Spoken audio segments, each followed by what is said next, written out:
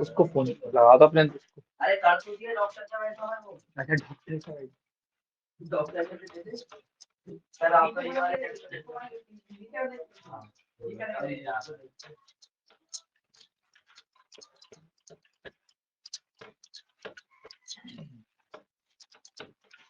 है देखो last question कल कहाँ तक करा दिया था मामू।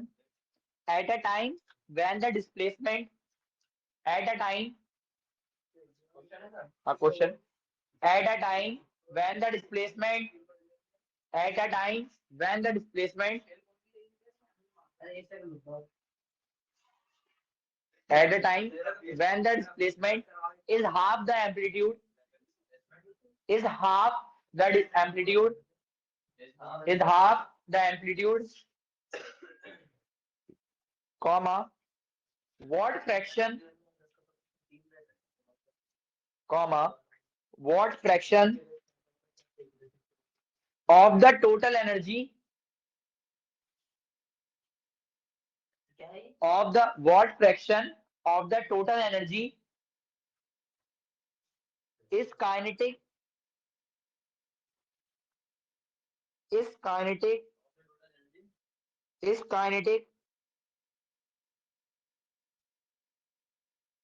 and what fraction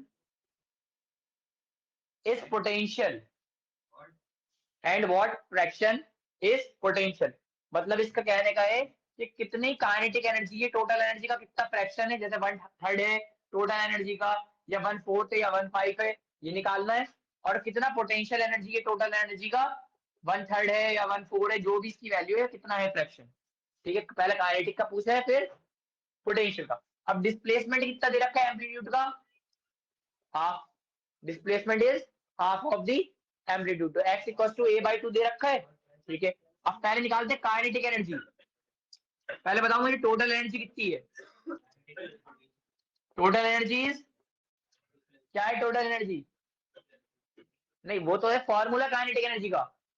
तो टोटल का हाफ आई हाफ के ओमेगा स्क्वायर ए स्क्वायर, ये तो है हाफ के, नहीं सॉरी एम आएगा ना यहाँ, ये क्यों कह रहे हो यार, हाफ एम ओमेगा स्क्वायर ए स्क्वायर। ठीक है, ये काइनेटिक आ गई, टोटल एनर्जी आ गई। और ये निकाल ले काइनेटिक। नेक्स्ट काइनेटिक एनर्जी का फॉर्मूला क्या है, half k a square minus x square, ना कि x square minus a square. Amplitude में से डिस्प्लेसमेंट माइनस करते हैं, तो half M omega square A square by 4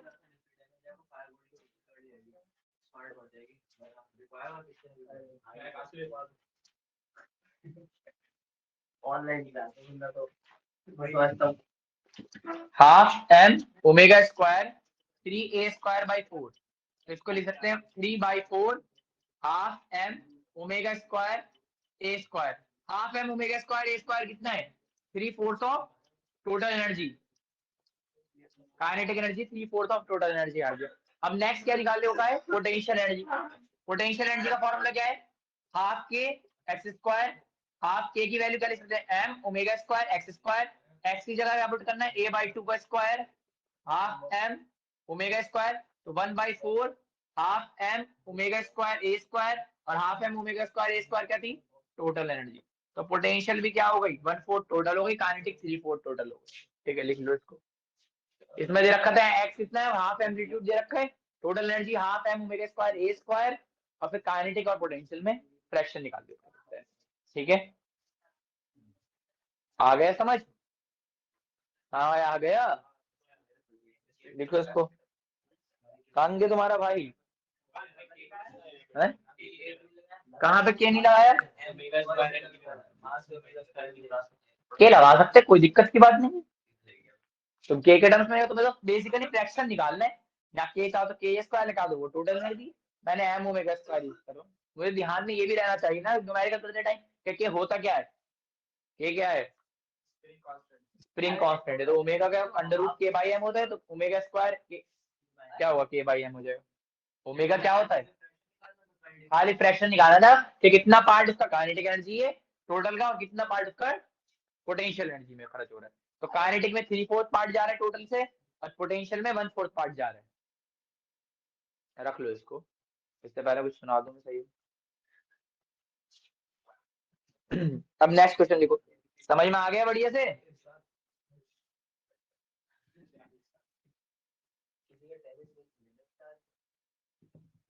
अब मोस्टली सारे न्यूमेरिकल करा दिए और तुम्हारे ये न्यूमेरिकल नहीं हुए, स्कूल में आ गए और तुम लोग क्या बोले कि नहीं करके आए, तो देखो। हैं? आएंगे, ये आएंगे, और कहाँ से आएंगे? कुछ आते होंगे।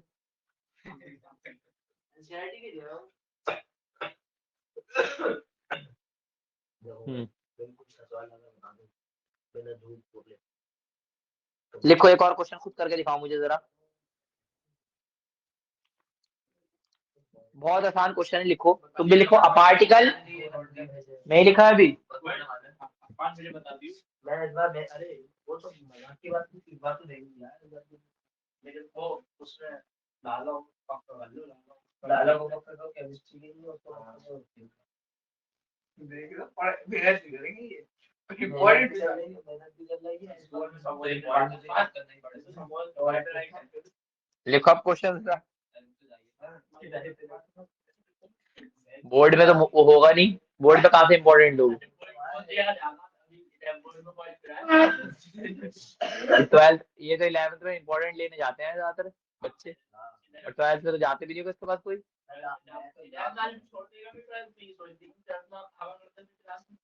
अच्छा, इसलिए तुमने ज्वाइन ही नहीं करी। हाँ, हवा कर देता है। लिखो चलो। A particle execute, a particle execute SHM, a particle executes SHM of period 8 seconds, of period 8 seconds, full stop. After what time, after what time of its passing, after what time of its passing through the mean position, through the mean position, will the energy, will the energy be half kinetic and half potential? कराया हुआ है। be half kinetic and be half potential. After what time, time पूछा गया है कितने time बाद उसकी energy half kinetic हो जाएगी और हाफ पोटेंशियल हो जाएगी। करो। बी half kinetic and half potential निकालो। कितने टाइम पे काइनेटिक एनर्जी हाफ पोटेंशियल होगी और हाफ काइनेटिक। देखो क्वेश्चन में क्या दे रखा है, क्वेश्चन में अ particle executing simple harmonic motion, particle में क्या हो रहा है, SHM हो रहा है।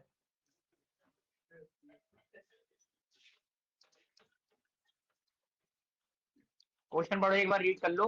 अ particle executing simple harmonic motion और मीन पोजीशन से हो रहा है पास। तो मीन पोजीशन के लिए हमें पता है दो इक्वेशन होती है, पहले एक्स को अभी डिसाइड करते हैं। पहले क्या दे रखा है, हाफ काइनेटिक है और हाफ पोटेंशियल। तो मेरा पर्पस है निकालना कि कितनी दूरी पे जाके हाफ काइनेटिक हो गई और हाफ पोटेंशियल। तो जितनी काइनेटिक एनर्जी होगी उतनी क्या होगी, पोटेंशियल। काइनेटिक एनर्जी का फॉर्मूला बताओ क्या होता है, half k a square minus, और इसका हाफ के एक्स स्क्वायर, हाफ के कैंसिल हाफ के, तो ए स्क्वायर माइनस एक्स स्क्वायर बराबर एक्स स्क्वायर, यहां से हो जाएगा 2x स्क्वायर, ए स्क्वायर एक्स हो जाएगा a बाई अंडर रूट 2, ये एक्स की वैल्यू, यानी इस दूरी पे जाके आधी काइनेटिक एनर्जी क्या हो जाएगी, हाफ हो जाएगी डिस्प्लेसमेंट पे। अब इसकी इक्वेशन क्या होती है, अब बात आती साइन लगाए कॉस लगाए। अगर मीन पोजीशन की बात हो रही है, दो इक्वेशन सेटिस्फाई होती है, x equal to A cos omega T plus phi naught. Phase के बारे में कोई वो नहीं दे रखा है, मतलब मीन पोजीशन से स्टार्ट हो रहा है, तो मीन पोजीशन से स्टार्ट हो रहा है तो एंगल कुछ है नहीं शुरुआत में। और दूसरी क्या है, A sine omega T plus phi naught, तो फेज है नहीं तो दोनों से फाई नॉट हट गया, दो इक्वेशन बन गई। किस इक्वेशन पे x sin 0 पे वो बता रहा है, a sin, तो हमारा x कितना होना चाहिए, a sin ओमेगा t, सही है। x की जगह a बाई रूट टू रख दूंगा, यहाँ a आएगा साइन ओमेगा की जगह 2 pi by capital T given है, स्मॉल टी निकालना है, a से a cancel, 1 by root two sine और 2 पाई कैपिटल टी 8 हो गया, स्मॉल टी टी, तो ये आगे पाई बाई 4, तो pi T by 4 equal to sine, और 1 बाई रूट टू साइन की कौन सी वैल्यू होती है, पाई बाई 4।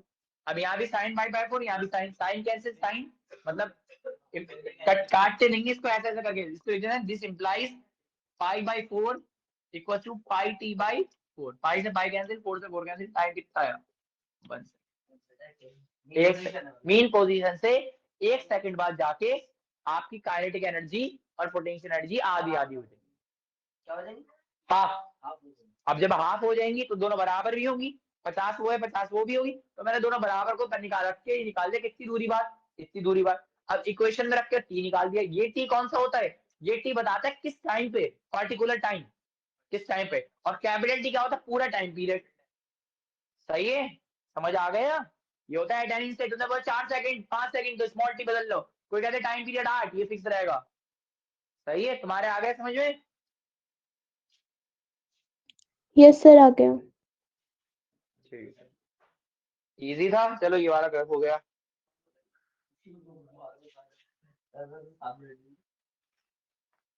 सर क्वेश्चन 5 बता दीजिए, प्रॉब्लम्स फॉर प्रैक्टिस में। प्रॉब्लम फॉर प्रैक्टिस का क्वेश्चन 5, अच्छा तो जरा इसको एक बार रीड कर लेते हैं, लिखो तुम लोग भी क्वेश्चन 5, तुम भी नहीं कर दो घर पे जाके प्रॉब्लम, मैं दे गए जाता हूँ, 12 में मत करना खेल, समझे, अभी पता चले बना बनाए बिगड़ जाए मसला, सही बेसिक्स है, इनको कह रहा हूँ 12 में जाके घर पे कर नहीं रहा ना, 12 में जाके ये खेल मत करना, अभी तो चलो फिर भी देखो, अ पार्टिकल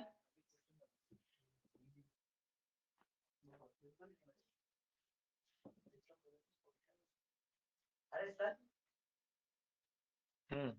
ओमेगा टी 5 किसका 0 है, इनिशियल फेज, अच्छा तो क्या है 0 हो गया, हाँ, और वो ये होगा ए ओमेगा साइन, क्या कह रहा हो, अच्छा सर आ गया।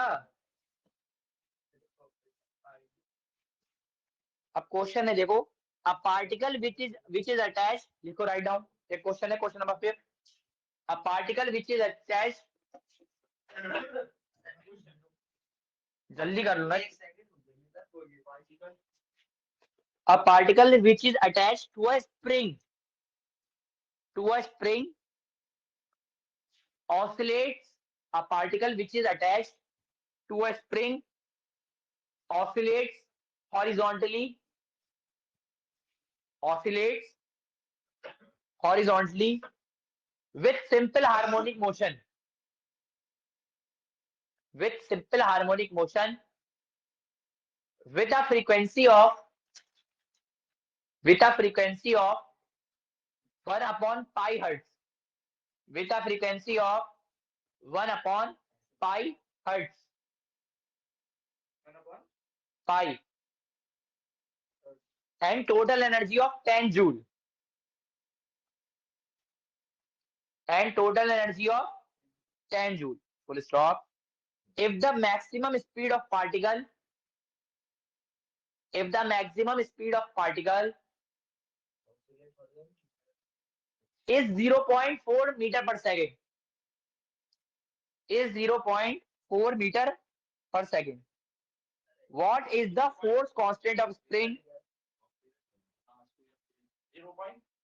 0.4 meter per second, comma,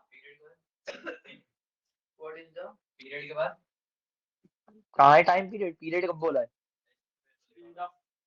speed of particle is 0.4 meter per second, what is the force constant of the spring,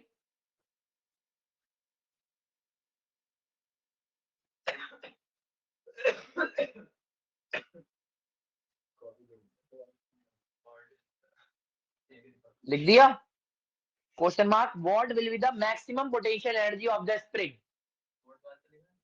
what will be the maximum potential energy of the spring? Maximum potential energy of the spring.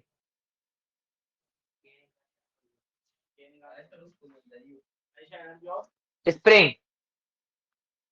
अब देखो यहाँ पे क्या दे रखा है, question में read करो।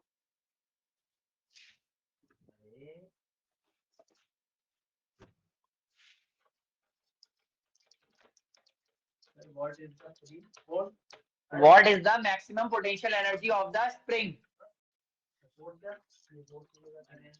What is force constant and what will be the maximum potential energy? दो चीजें निकालनी है। फोर्स कांस्टेंट क्या होता है और मैक्सिमम पोटेंशियल एनर्जी। अब देखो क्वेश्चन में गिवन है spring oscillate with simple harmonic motion. भाई हर्ट्ज दे रखा है, फ्रीक्वेंसी कौन सी फ्रीक्वेंसी होगी? Omega new. न्यू जिगर जब तक ओमेगा का एंगुलर ना आए तब तक फ्रीक्वेंसी मतलब न्यू।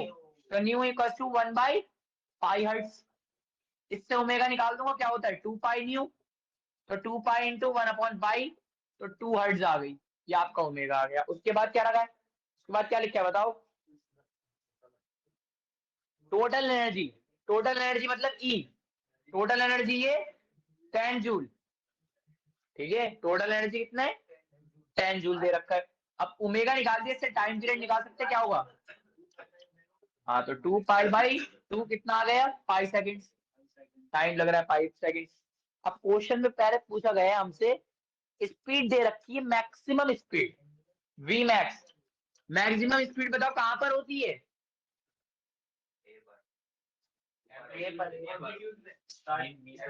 स्पीड बेटे, स्पीड। सबसे तेज कहां से गुजरेगा? ऊपर से गुजरेगा, बीच में से गुजरेगा। और मैक्सिमम स्पीड का फॉर्मूला क्या होता है? ओमेगा इंटू ए।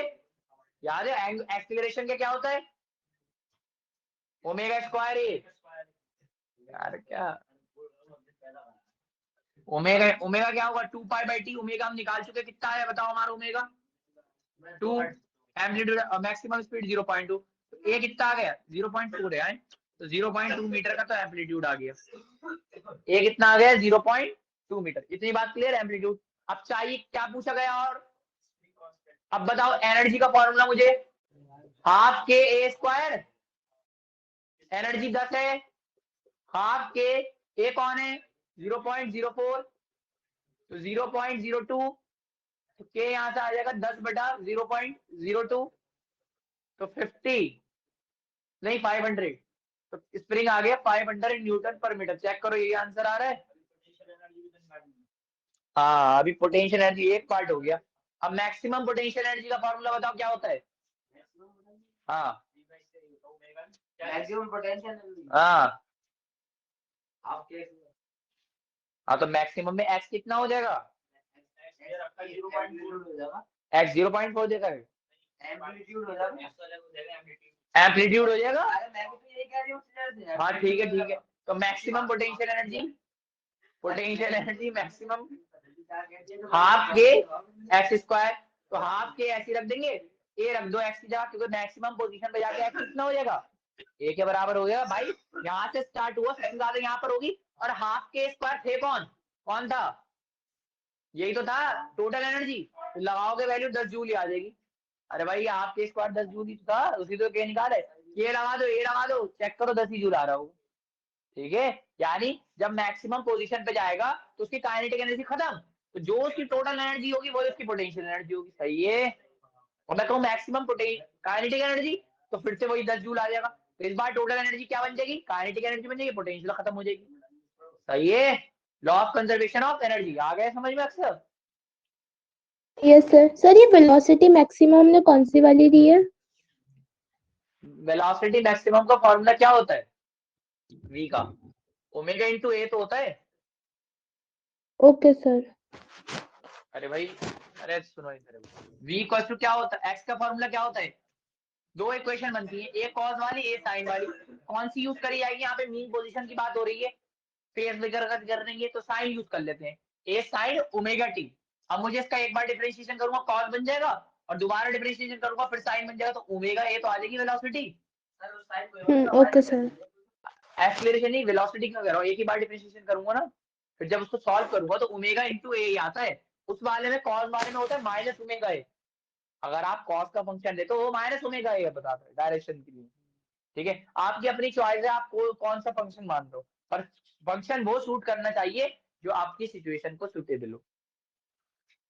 ठीक है, अब कॉस सर भी मेन 0 लगा पोजीशन के लिए हमेशा साइन वाली इक्वेशन लेते हैं। साइन वाली, हाँ, तो टाइम t इक्वल टू 0 पर आप बीच में ही रहोगे, बीच में रहोगे और डिस्प्लेसमेंट भी 0 होना चाहिए। बीच में से स्टार्ट कर रहा हूँ ना यहाँ से, तो अगर बीच में हूं मैं तो x 0 है, और x 0 है मतलब t इक्वल टू 0 पे x 0 है। जब t कुछ होगा तो x कहीं होगा डिस्प्लेसमेंट। अगर कॉस वाली लेता हूँ तो कॉस के लिए a आ जा रहा है, तो यानी ये एम्पलीट्यूड पे यहाँ कहीं है, तो वो फंक्शन उल्टा चल जा रहा है। सही है। ओके। कौन 0.2 कौन? अरे कहाँ लिखा है एम्पलीट्यूड? ये 0.04 है भाई, वो राइटिंग तुम अपना करो खुद से, उसको खुद से करो खुद से, उसको मत देखो बोर्ड से, मैं मिटा रहा हूँ। अरे तो 0.2 का स्क्वायर नहीं होगा यार।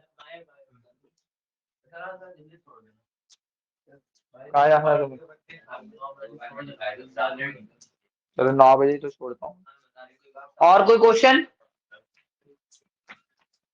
किसी को बताओ? अब आ जाते हैं, चलो भाई टॉपिक पे थोड़ा सा रह गया, टॉपिक कंप्लीट करो।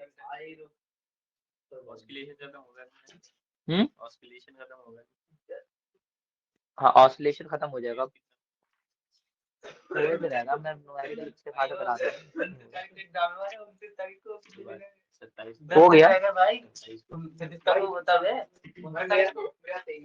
ऑसिलेशन तो हो गया खत्म ये।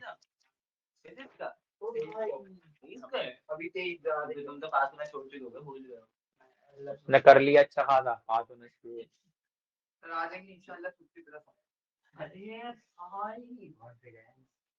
अभी तो बढ़ रहा होगा घर पे।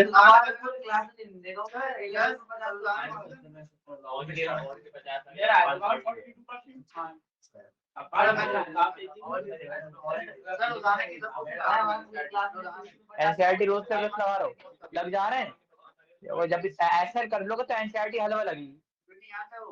बस खत्म, जो नहीं आप पूछ लो। आज तो सही है। देखो जब एसएल खुद लगा लोगे इतनी अच्छी खासी किताब, तो उसमें एनसीईआरटी खुद ही कवर हो जाती है, फिर एनसीईआरटी आसान लगेगी। पहले एसएल पढ़ो, क्योंकि एसएल में होता है बेस से लेके हार्ड तक क्वेश्चन, एनसीईआरटी में टफ होते हैं।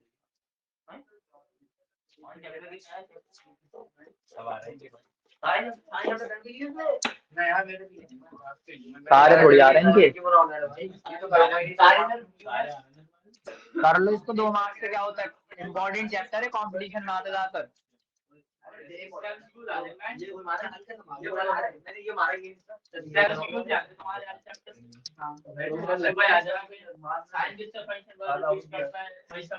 लिखो अब नेक्स्ट क्वेश्चन लिखो, oscillation spring, oscillation in spring. अब वो बना के नहीं दिखा रहा है, देखो ये होती है मीन पोजीशन, ये मीन पोजीशन यहाँ से, और इधर गया तो ये सबसे एंड पोजीशन एक्सट्रीम, सबसे इधर आ गया तो ये एक्सट्रीम पोजीशन। और किसी पर्टिकुलर पॉइंट पे फॉर्मूला तुम्हें पता है x equal to a sin omega t suitable होता है, सही है, और t इक्वल टू 0 को मान के चल रहे हैं तो ठीक है। अब हमें क्या निकालना है, हमें इसको सिंपली फॉर्मूले लिखना है। तो टाइम पीरियड क्या होता है स्प्रिंग में, 2 पाई बाय ओमेगा, और ओमेगा पता है स्प्रिंग कांस्टेंट, यहाँ पे अब k की बात हो रही है, मैं स्प्रिंग की बात कर रहा हूँ, ब्लॉक की बात कर रहा हूँ। ब्लॉक के पास काइनेटिक भी होगी और पोटेंशियल भी होगी, स्प्रिंग में सिर्फ कौन सी होगी, पोटेंशियल। ओमेगा को लिख सकता हूँ अंडर रूट,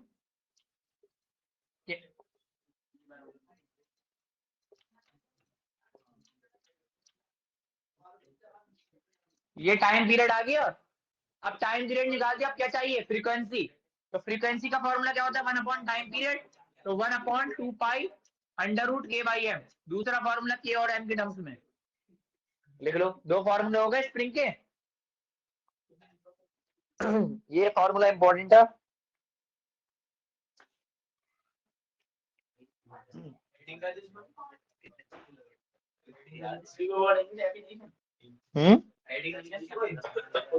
ना ना बस डायरेक्ट स्प्रिंग बनाओ, हेडिंग नहीं, बस फॉर्मूला है एक इंपॉर्टेंट, इस पे क्वेश्चन आते हैं, हेडिंग इसकी कुछ नहीं आती, ड्राइवेशन। एक तो सिंगल स्प्रिंग का हो गया, ये सिंगल स्प्रिंग है, सिंगल स्प्रिंग एक स्प्रिंग लगा हुआ है तो ब्लॉक के लिए फॉर्मूले क्या लगेंगे?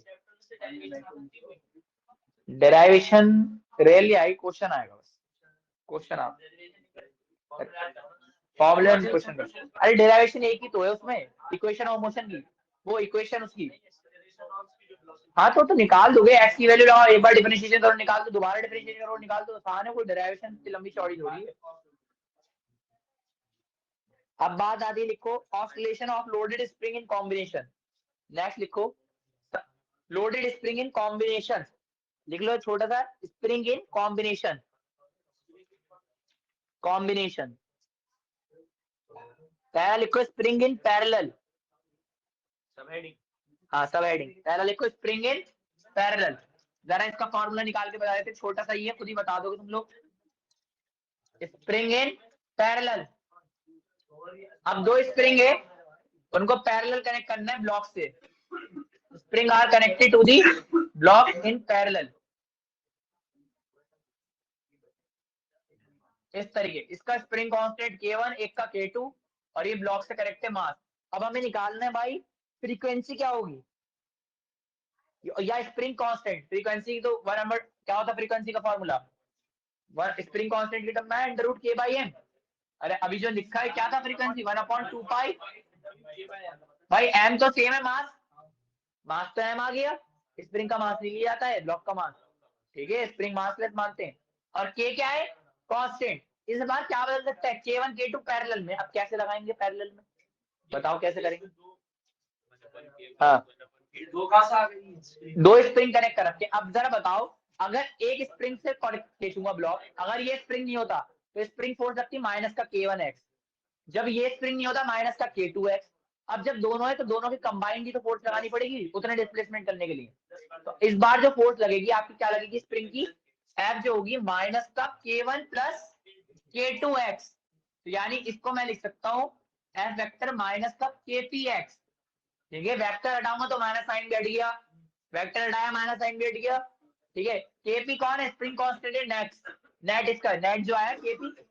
अब यहाँ पे फ्रीक्वेंसी का फॉर्मूला क्या बन जाएगा, 1/2 पाई अंडर रूट KP/m, तो 1/2 pi under root K1 plus K2/m, जब किसमें हो, ये पैरेलल में हो, फॉर्मूला लिख दो।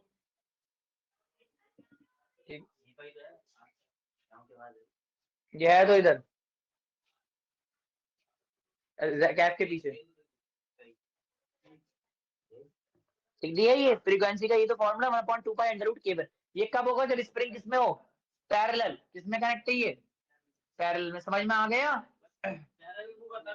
हाँ पैरेलल में कनेक्ट होगा तो स्प्रिंग का ये फॉर्मूला। अब सीरीज का निकालते हैं।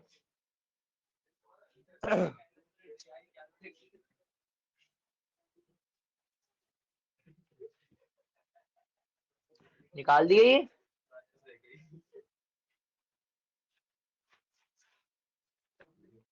सीरीज में कैसे जोड़ने पे होगा बताओ, तुम्हारे समझ में आ गया ये? एक अकेला स्प्रिंग है तो K1, फिर एक को हटाया K2, अब दोनों पैरेलल में तो ज्यादा ज्वाइन हो गई है। तो स्प्रिंग अगर दो पैरेलल में कनेक्ट है तो उसका क्या होगा, K1 प्लस K2 पैरेलल में, पैरेलल के लिए फॉर्मूला लगेगा, न्यूमेरिकल में आएगा, डायरेक्ट लगा दिया जाएगा, K1 की वैल्यू K2 की वैल्यू सीधी ऐड करके, फ्रीक्वेंसी है और टाइम पीरियड बताइए, उसका फॉर्मूला हो जाएगा। अब आते हैं बात सीरीज की, स्क्रीनशॉट ले लो इसका, सीरीज में जोड़ते हैं।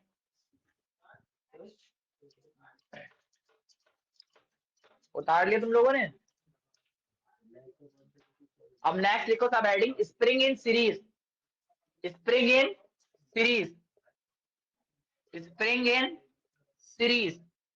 अब सीरीज में स्प्रिंग कैसे जुड़ेगा देखो, अब ये सपोज करो ये एक स्प्रिंग है, ठीक है, यहां से दूसरा स्प्रिंग लग गया और ये ब्लॉक लगा हुआ है, ठीक है।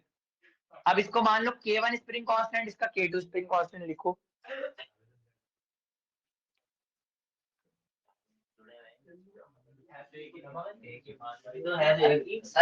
इसका स्प्रिंग कांस्टेंट चेंज है, हाँ इस तरीके से कह सकते हैं। अब पहली बार में बताओ, अगर एक स्प्रिंग होता तब भी डिस्प्लेसमेंट उतना ही रहता, अगर मैं इसको खींचना चाहता 5 पे तो एक स्प्रिंग भी खींच के आएगा साथ में, दूसरा भी खींच के आएगा साथ में, इस बार स्प्रिंग का डिस्प्लेसमेंट क्या होगा, चेंज होगा या बदल सेम रहेगा? अब देखो एक स्प्रिंग है, पहले सपोज करो ये भारी वाला स्प्रिंग है, ये अच्छा मोटा स्प्रिंग है, ठीक है, और ये मान लो लाइट स्प्रिंग है। अगर मैं इसमें खींचता हूँ तो जितना ये दूरी पर आएगा उतना ही नीचे वाला भी दूरी पर आना चाहेगा। मैं फोर्स किसके हिसाब से लगाऊंगा, मैं लगाऊंगा भारी वाली के हिसाब से फोर्स, ठीक है, जो स्प्रिंग के ज्यादा टाइट स्प्रिंग होता है तो उसके हिसाब से, और छोटा छोटा वाला ऑटोमेटिकली उसका, तो जितना डिस्प्लेसमेंट वो करेगा x1 उतना ही x2 वो करेगा, तो इसलिए मैंने यहाँ पे x सेम रखा। अब क्या बात आई, अब दोनों को कनेक्ट कर दिया। अभी सपोज करो थिक स्प्रिंग है ताकतवर वाला, और एक है लाइट स्प्रिंग, ये लाइट मान लो, इसको स्ट्रॉन्ग मान लो। अब मैं खींच रहा हूँ तो बताओ इस वाले ये वाला थोड़ा खींच पाएगा और ये वाला ज्यादा खींच जाएगा, क्योंकि इस बार इसके साथ सपोर्ट नहीं है। ये बात समझ में आई, दोबारा बताऊं, ऑनलाइन में बताओ। सर आ गई समझ में। आ गई। अगर एक स्प्रिंग लगाए, दोनों कनेक्ट है, ये भाई टाइट स्प्रिंग है, ये हल्का वाला है। अब जब मैं खींच रहा हूँ उसको तो जितना टाइट से खींच जाएगा उतना ही दूर ये जाएगा, ऐसा तो नहीं है थोड़ा कम पीछे रह गया, ठीक है। पर इस केस में क्या है, ये बेचारा थोड़ा ही खींच पाएगा और ये वाला ज्यादा खींच जाएगा, तो ज्यादा कोई हल्का है तो ये ज्यादा खींच जाए, तो इस बार x1 x2 क्या होंगे, अलग अलग हो। फोर्स कितनी लगेगी, फोर्स सेम लगेगी नहीं लगेगी, फोर्स सेम लगे। तो पहले स्प्रिंग के लिए निकालते हैं, F बराबर माइनस के x1, डायरेक्शन वायरेक्शन मैग्नीट्यूड लगा दो यहाँ पे। दूसरे वाले के लिए F बराबर माइनस के K2 x2, ये बात समझ में आ गई।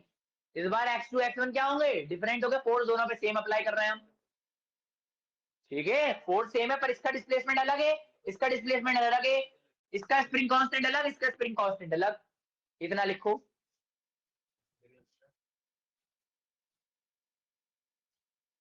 ठीक है,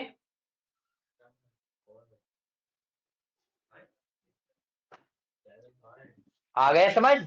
अब बताओ टोटल एक्सटेंशन कितना होगा x, हमें तो नेट चाहिए ना result.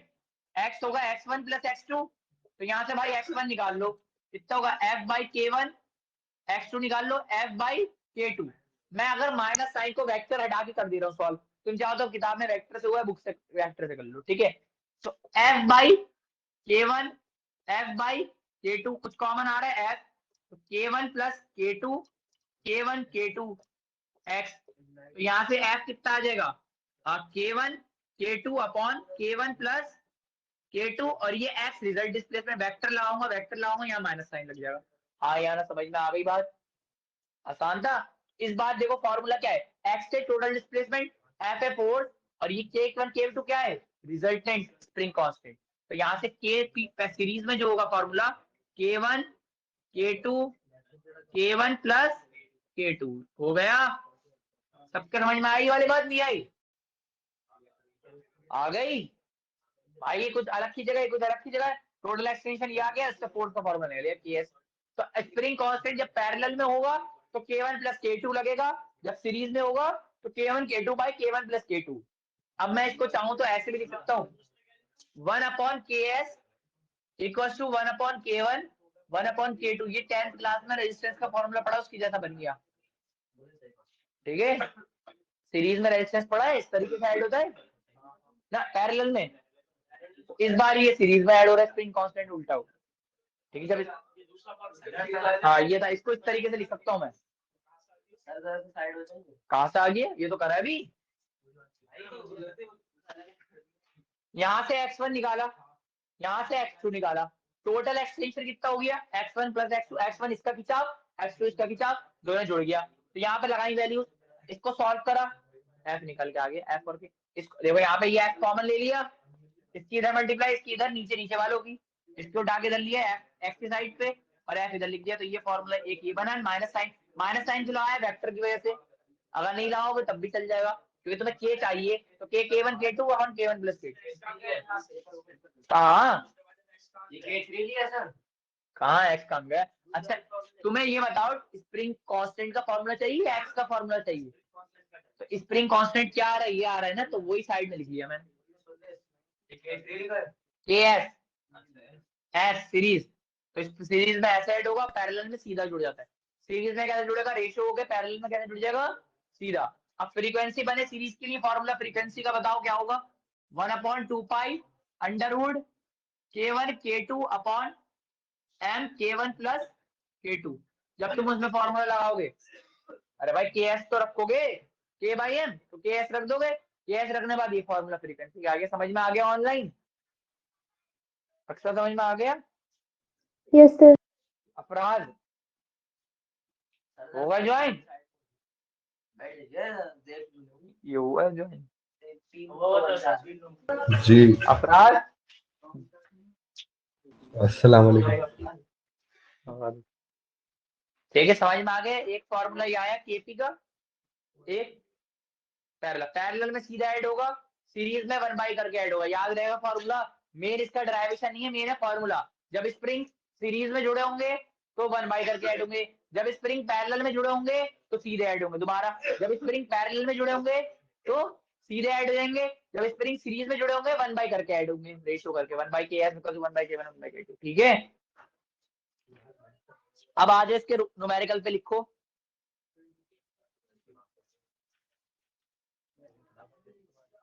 A pen is attached. A pen is attached to a spring balance. A pen is attached to a spring balance.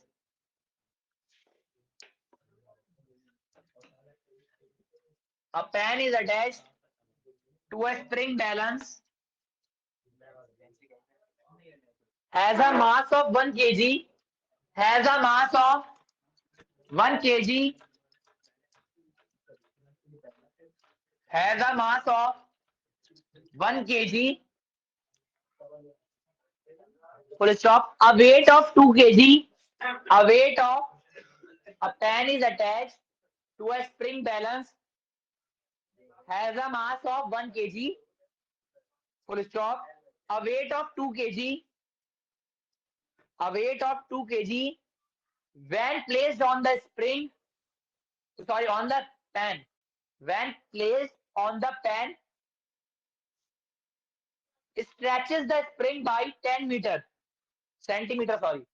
Stretches the spring by 10 centimeter. Full stop. Thus, what is the frequency? Full stop. What is the frequency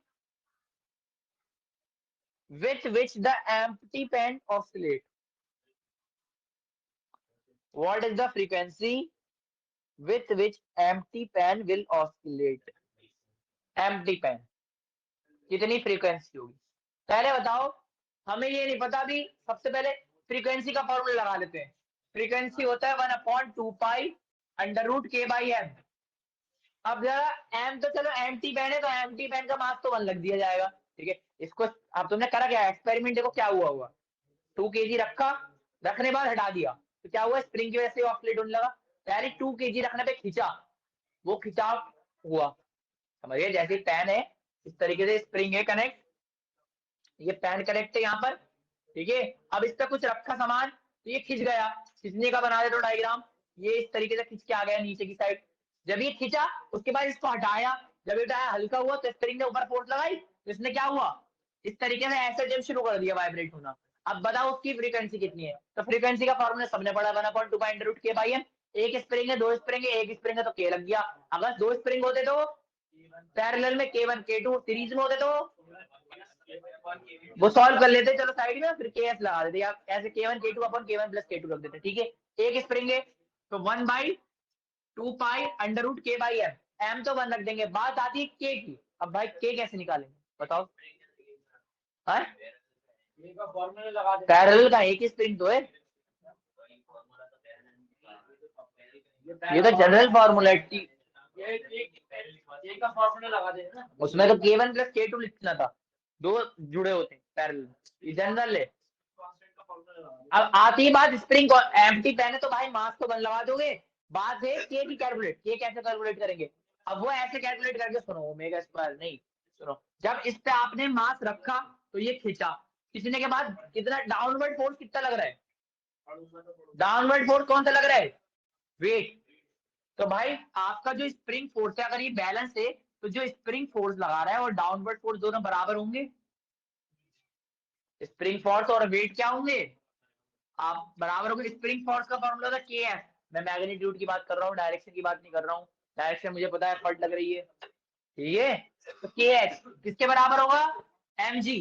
यहाँ पर M क्या लिखा जाएगा, दोनों का मास जुड़ जाएगा, m1 fan, m2 spring. देखो m1 है 1 kg, उसका मास, m2 है दूसरा जो उसका बॉडी रखी गई 2 kg। ये रखा है ना, एंटी फैन का मास कितना है, उसका ऑब्जेक्ट जो रखा है बॉडी वो 2 kg। तो कितना हो गया 3g। ये ग्राम नहीं है, ये कौन है, ग्रेविटी। हाँ, तो जिसका गिवन नहीं होती उसकी कितनी ले लेते हैं 9.8 के, और कितना सेंटीमीटर है 0.1 मीटर में। तो के यहाँ से निकाल लो, कितना हुआ 8 3 24, 9 3 27, 29.4 न्यूटन पर मीटर। चेक करो है 2 पॉइंट सही निकाली है, फोर्स निकाल दी 2 kg।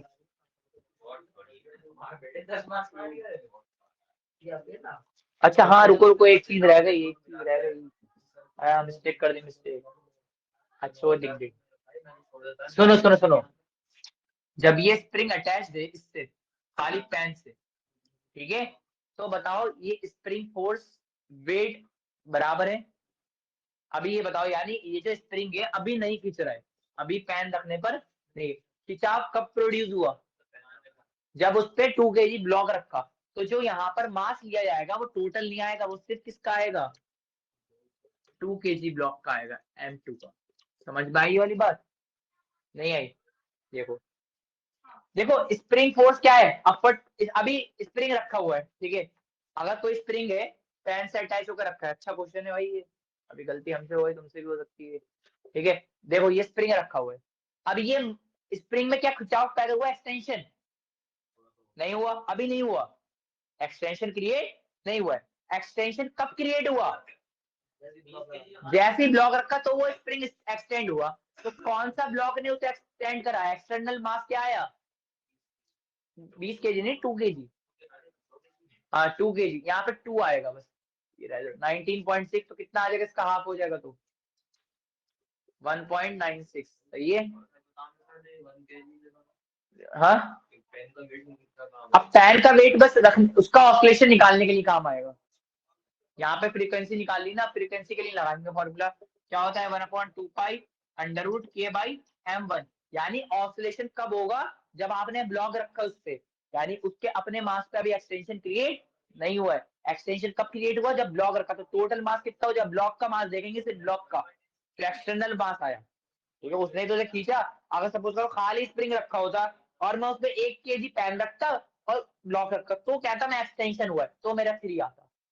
अब ये पैन अटैच है स्प्रिंग में, क्वेश्चन पढ़ दो एक बार, मैंने रीड करा, the pan attach to the spring balance of mass 1 kg, pan attach है, पैन की वजह से कोई एक्सटेंशन क्रिएट नहीं हो रहा है। एक्सटेंशन किससे क्रिएट हुआ, जब ब्लॉक रखा, ठीक है। अगर क्वेश्चन में कहता है spring is hanging and we place a 1 kg pan and a 2 kg block on it, then the extension will be 10 centimetre, तो आपका 3 kg 3 आता।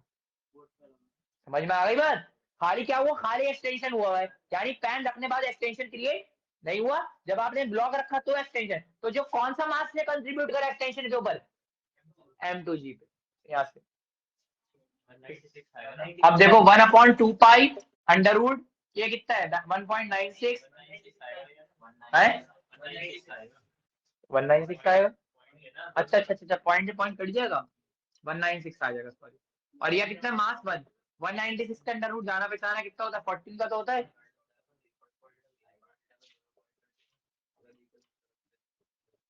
तो कितना हो गया 7/पाई हर्ट्ज। तुम पाई की वैल्यू 22/7 लगा देना, 3.9 पूरा आंसर आ जाएगा। करो, ये आ गया समझ में। अगर मैं ये कहता ब्लॉक रखने से और स्प्रिंग पैन रखने से दोनों से एक्सटेंशन हुआ तो रखते, अब सिर्फ ब्लॉक रखा था तो कोई एक्सटेंशन नहीं था, जैसे ही 2 kg रखा तो है, यानी एक्सटेंशन की फोर्स किसके बराबर होगी, 2 kg वाले के बराबर, ना कि ब्लॉक को इंक्लूड करके। तुम्हारे आगे बात समझ में और नहीं, अरे वो एंगल के अंदर होता है, अरे वो एंगल के अंदर होती है पाई की वैल्यू, 180 क्यों लगाओगे, हाँ वो रेडियन में होती है, लगा सकते हो, खाली ये भी छोड़ सकते हो, नहीं कटेगा, मेन है इसके नंबर। तुम्हारे समझ में आ गया भाई अफराज, आए अक्सर तुम्हारा आ गया? यस सर आ गया। ठीक है। हाँ, ये M1 M2 मत करना। M1 M2 कब जोड़ोगे? जब आपने पैन भी रखा और उसको साथ में ब्लॉक रखा, फिर कहा कि एक्सटेंशन है। अब सिर्फ ब्लॉक कनेक्ट पैन कनेक्ट था पहले से, तो कोई एक्सटेंशन नहीं था। करो नेक्स्ट क्वेश्चन एक और।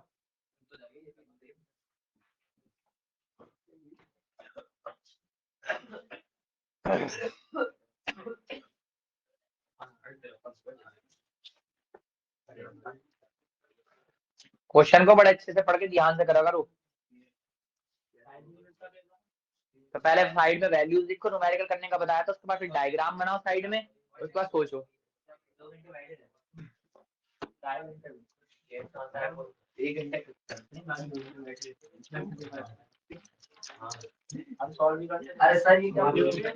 क्या स्प्रिंग फॉर्मूला क्या होता है? F = kx नहीं होता है, माइनस लगा दूंगा, कब वेक्टर लिखूंगा? डायरेक्शन की जरूरत ही नहीं है, दोनों एक ऊपर लग रहे एक नीचे लग रहे, दोनों फोर्स बराबर है। वेक्टर लगा के लिखता तो लिखता है F vector plus W = mg, तो F = mg हो जाता तब भी। इतना दिमाग मत लगाओ। Excuse me sir.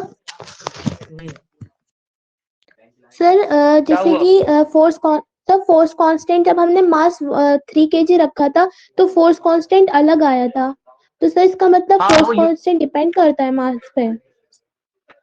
नहीं, फोर्स कांस्टेंट तब देखो, फोर्स कांस्टेंट तब हम निकाल सकते हैं जब आपने उसमें जो ब्लॉक रखा उसके बाद एक्सटेंशन हुआ। यानी एक जो एक्सटर्नल वेट आया, एक्सटर्नल मास, उसने उसे कितना खींचा, तो वही कॉन्सेप्ट आपने इससे रखा। अब फोर्स कांस्टेंट तब था जब खिंचाव क्रिएट हुआ, उससे तो निकला है।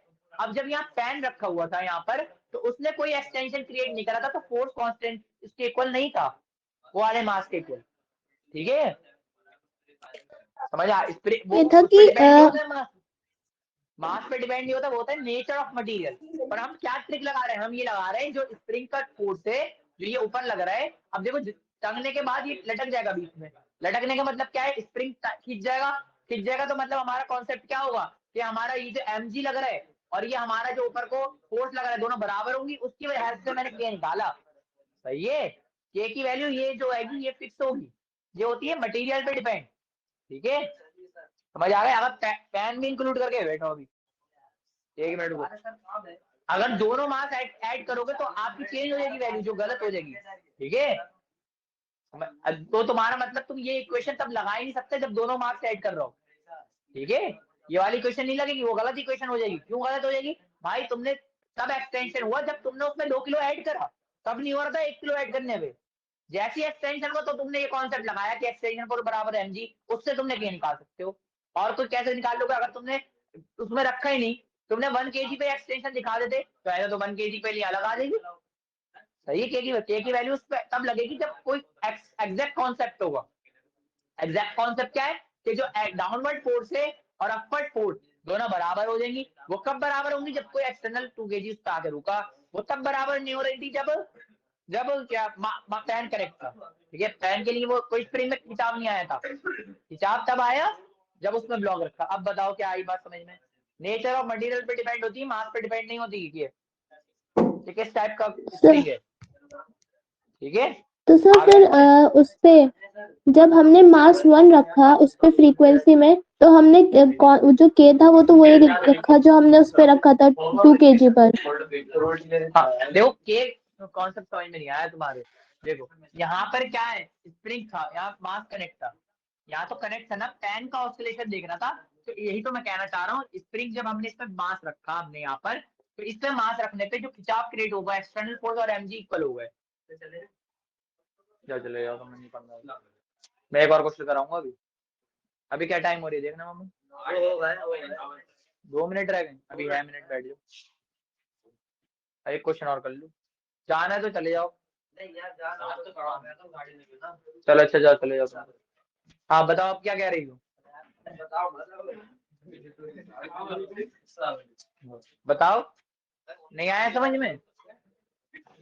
देखो सही समझ नहीं आया। अच्छा सुनो ध्यान से, देखो स्प्रिंग कांस्टेंट है, पहली बात के मास पे डिपेंड नहीं करता है, के का मास से कोई मतलब नहीं होता। इतनी बात समझ आ गई? ये किस पे डिपेंड करता है, किस टाइप का मटेरियल बना है, नेचर ऑफ मटेरियल पे डिपेंड करता है। ठीक है, किस पे डिपेंड करता है, नेचर ऑफ मटेरियल पे डिपेंड होता है। ये बात क्लियर हो गई। अब क्या कहना चाह रही हो, अब बताओ।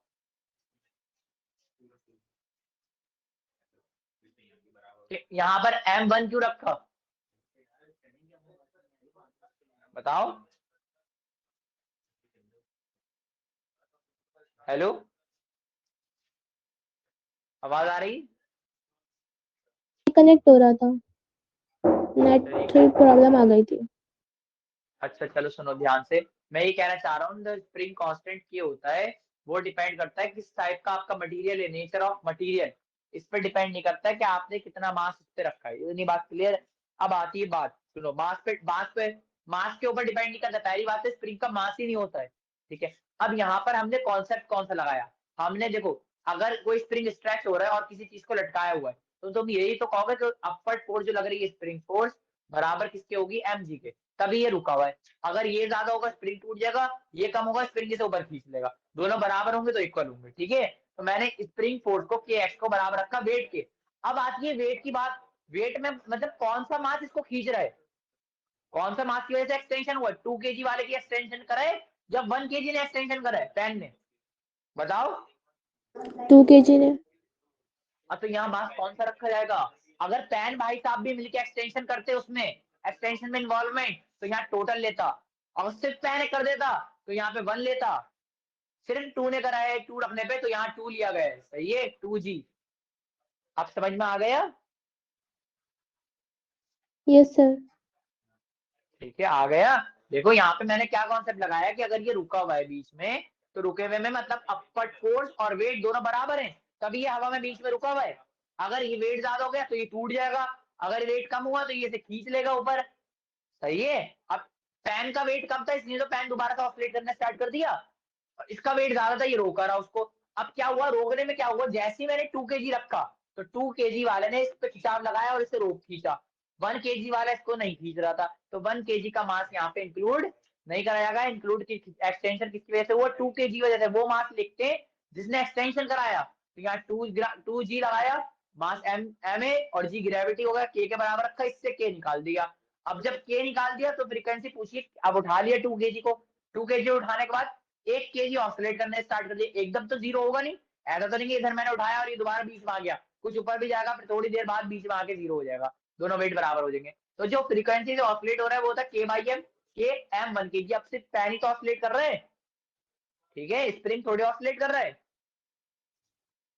पैन का ही तो ऑसिलेशन देख रहे हैं, स्प्रिंग स्प्रिंग उसी को तो करवा रहा है पैन को। और यस कितने सर। केजी के हो, 1 kg वाले को ऑसिलेट करा रहा है। अब फिर से मैं अगर बीच में 2 kg रख दूं तो फिर से खींच जाएगा नीचे। ठीक है, तो फिर से हमारी मतलब इक्वेशन की एक हर बार क्या रहेगी, 2 kg रहेगी। 2 kg रखने पे वो खिंच जा रहा है, समझ आ गई? अब तुम कह रही हो अगर मैं यहाँ पे रखती हूँ, चलो तुम, मैं समझ गया, तुम कह रही हो 3 kg मास रख देती हूँ उठा के, तो क्या मेरा के बदल जाएगा, ये तो क्वेश्चन है। अब मैंने क्या करा, यहाँ पे 3 kg मास रख दिया, अब तो मेरा के नहीं बदलेगा, क्योंकि मेरा जितना 3 kg यहाँ पर आएगा उतना एक्सटेंशन भी चेंज हो जाएगा। जब एक्सटेंशन चेंज होगा तो डिवाइड करने पे रेशियो हमेशा 196 ही रहेगा। सही है, ओके सर। Okay okay. ठीक है। ठीक है, अगर 4 kg रखोगी तो और खिंच जाएगा, तो जब ये टर्म बढ़ेगा और उसके साथ ये वाला टर्म भी बढ़ेगा, तो रेशियो डिवाइड करने में 196 ही रहेगा हर बार। सही है, आ गया? Yes sir. अब तो नहीं है डाउट? No sir. ठीक है, हाँ, उस पे एक्सटर्नल वेट पे डिपेंड नहीं करता है ये, तो जैसे तुमने वेट बढ़ाया एक्सटर्नल वाला, अब 1 kg वाला सिस्टम समझ में आएगा, वो तो खींच नहीं रहा है। खींच कौन रहा है, 2 kg वाला। जैसे 3 kg वाला रखा, 4 kg वाला, 5 kg वाला, तो ऐसे वैसे एक्सटेंशन भी तो बढ़ेगा, तो पर के क्या रहेगा, रेशियो कांस्टेंट रहेगा। ठीक है, चल, आ गया समझ? Yes sir. ठीक है, चलो लीव कर।